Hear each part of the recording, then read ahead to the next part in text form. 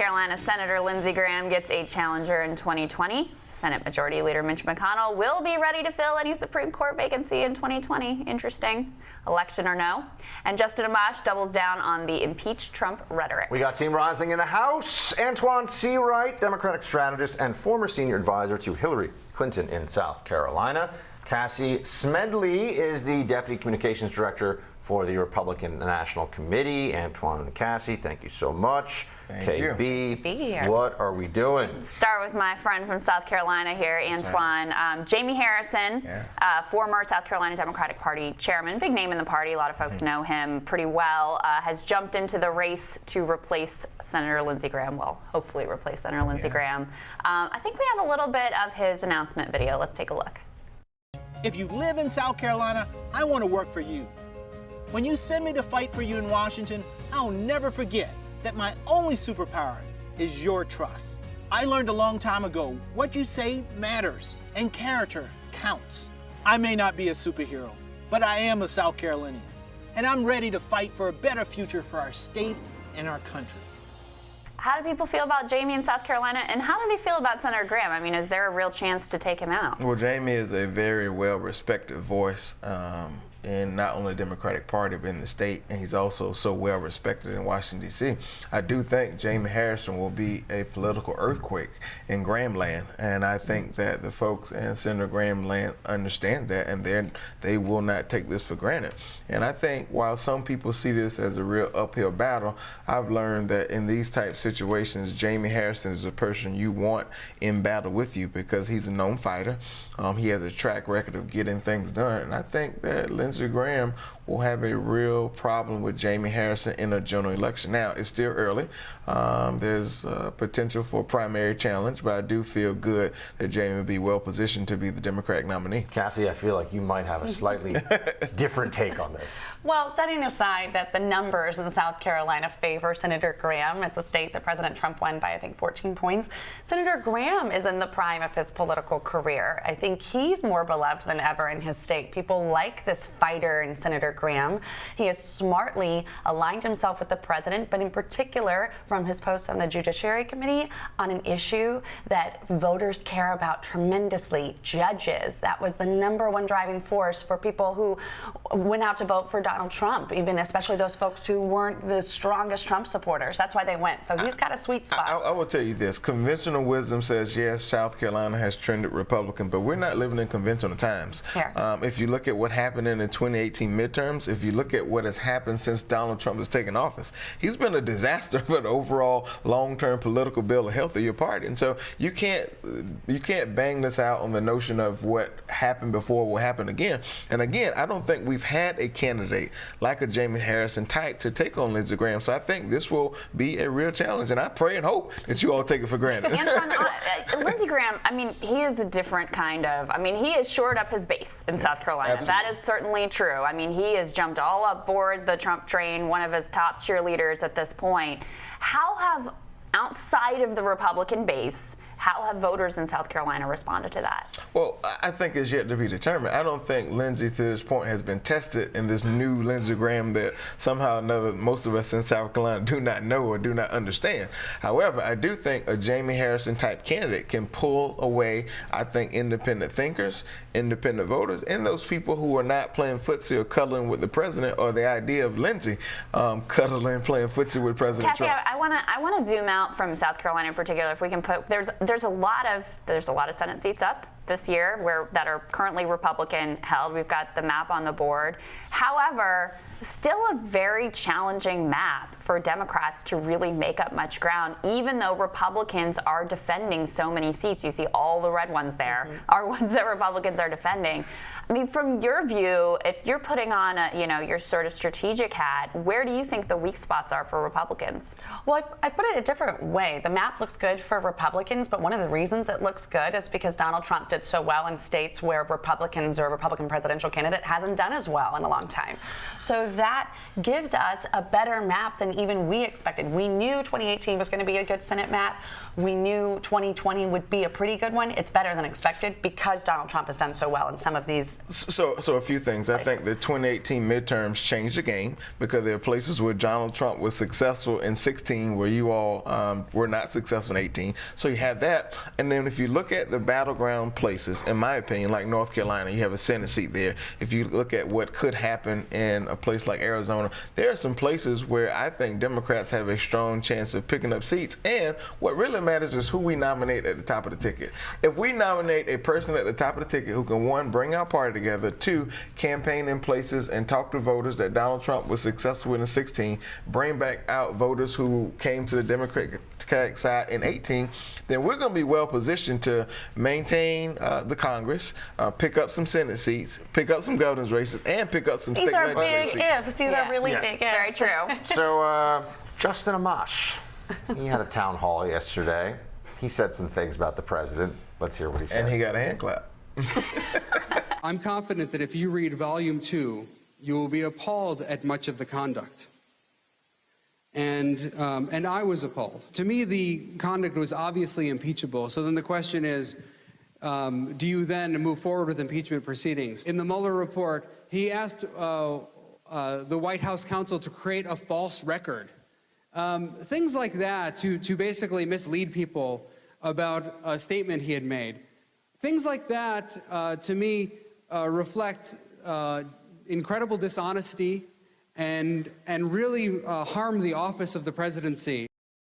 Cassie, why is it that Republicans always have to watch for friendly fire from their side? Why is it that this never seems to happen on the other side? You got to. I think we create all the coverage. That's our perception of it. Damn it. But Amash, I know he's a libertarian, and legalize weed. We get it. But what is he doing? What's his game here? Well, that's the thing. Let's be clear. First of all, I know you have it on your side. We just seem to get the brunt of the coverage. But also, Justin Amash has never been for the president. That's not true. No, he was never for President I'm not Trump. talking about that part. You get the but brunt of the coverage. AOC. Oh, I got you. But thank you. But he's never been for the president, so everybody covers it as though this is some big tide turning in the party. And I think it is calling for unfortunate. Impeachment. Well, I think it's unfortunate that you talked about people applauding at his town halls. I'm confident the resistance has moved into his town halls. That's not Republicans or people that have supported the president who are now saying thank you to our congressman. This is the congressman who votes president. You know how much we hated when President Obama, then Senator Obama, voted president.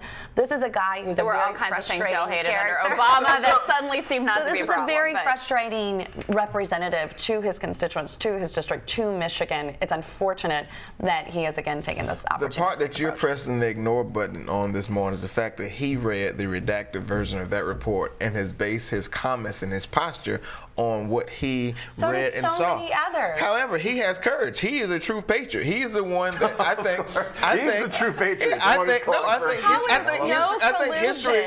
history will be kind of. Wait a minute. Hold on. So I'm glad you're talking about no collusion, because what the report did not do was exonerate the president, and number two, what the public doesn't know. What the public doesn't know is what was in the redacted version and why does Trump AG not want to come and testify before Congress? I'm not sure. I have a specific question for you, though, because one of the things that he said last night is that he's not alone. There are a lot of other Republicans who agree with him that this was problematic, maybe not going so far as impeachment, but at least it was problematic, and they won't say so publicly, and that's called courage. That's the truth. That's courage. We all talk to Republican congressmen who trash Trump when they are behind closed doors, and when they go on cable news, then suddenly he's the second greatest what's coming. missing from all of his conversation. That this is not where the American people are. This is not the issue that they want their members of Congress to be spending the time on. They see it as a done deal. $30+ million, 2 years. No. Yes. No. They do not see it as a done. They do not. That's frustrating. Name one. Let's talk about gun reform. Let's talk about prescription drugs. Let's talk about reopening the government after the Trump shutdown, 35 days. I can go on and on and on. 200 and some odd bills passed by the Democratic Congress. Yes, you are fighting for me on the prescription drugs, LGBTQ. Antjuan, let me ask you this, though. he did get a standing ovation, and maybe it was all the resistance. Maybe it was all Democrats. I don't think it was all Democrats. They were paid by George Soros, yeah. right? But he got a standing ovation. He's getting very positive press coverage today. Do you think that this does lead a few more Republicans in the Mitt Romney camp, let's say, to be more outspoken in their critique of the president since he was well received? I think that leopards will not change their spots and zebras will not change their stripes. And what we know about Republicans, none of them have the courage to step up to do what they need to do to take on Donald Trump. And that's sad because it sets a dangerous precedent almost all going of them forward. support him. It's not because they don't have the courage. You can support something that he does, but also call him out. And thank God on the Democratic side, we have no problem calling out our own. However, the Republicans have not gotten the memo. Calling him out.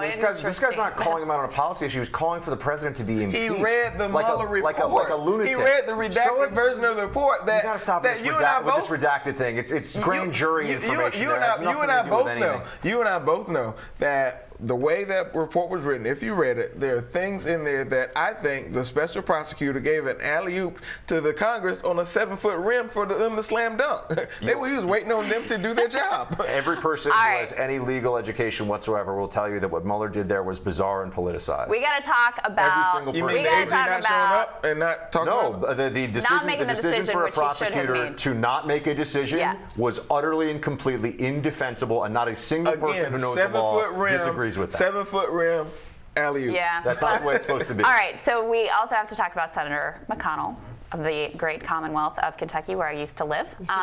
He famously blocked Merrick Garland for even getting a hearing. Not just Garland, several judges. In fact, one died in the waiting, if you remember. Because, and of course his rationale was it's an election year, and he decided he was going to set this new precedent that during presidential election year, no judges would move, no Supreme Court justice. Well, turns out that he feels a little differently now. So at a speech in Paducah, place I've been to in Kentucky, Western Kentucky, lovely town, he says, we'd fill it, when asked by an audience member whether they would fill a Supreme Court vacancy. It's politics.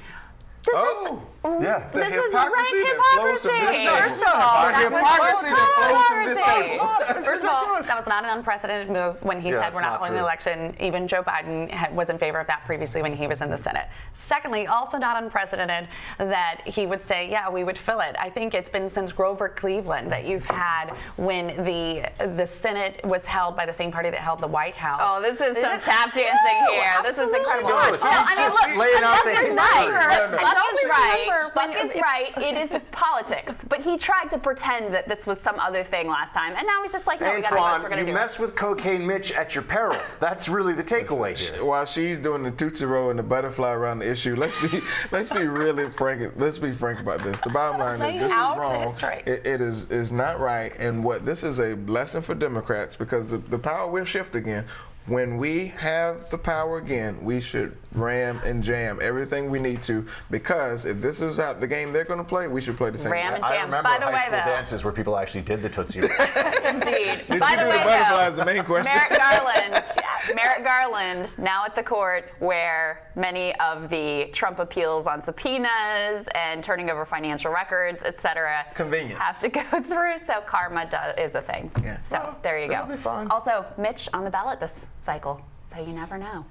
And you never know. And the map looks forward sexy. to the majority leader retaining the least seat. popular senator among his own constituents in the entire country. And make no mistake, the map is sexier for Democrats 20 than it was in 18. Sexy map. I like it, Antjuan. But as you said, you had a big laundry list of ifs that you guys got to start checking some boxes on. I don't know. Very true. The boxes have been checked. Very true. By the way, we appreciate you guys coordinating your colors today. Yeah, it looks lovely. It's wonderful. Summertime. It's lovely out. Great. Antjuan and Cassie, thank you so much. Thanks, Great guys. to see you both.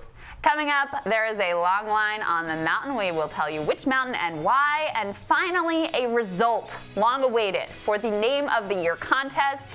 Wasn't either of us, turns out. Looks like an upset, though. No, I demand a recount, by the way. And Don Jr. has some advice for former Alabama judge and would-be round 2 Senate candidate Roy Moore. We'll tell you about that when Rising continues.